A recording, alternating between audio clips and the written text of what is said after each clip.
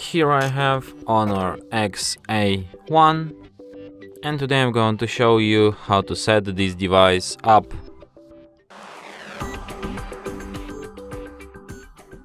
So to do this, firstly you have to tap on the arrow here, then select preferred language.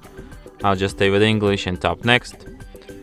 Then you have to select your region, could be United Kingdom, tap continue.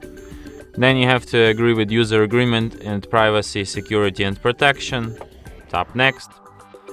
Then you can connect to the Wi-Fi, but you can also skip this step and do this later. Then you have Google services, I suggest you to disable them and tap accept. Then you can protect your device with some like lock screen, but you can also skip this step and do this later in settings, or just don't do this at all. Then you have to select system navigation. You can use buttons or gestures. I suggest you to use gestures. If you don't know how to use it, tap learn gestures and go through the quick tutorial. Then you tap done and device is ready to be used. And that's it. Thanks for watching. If you find this tutorial useful, don't forget to hit that like button and subscribe to our channel.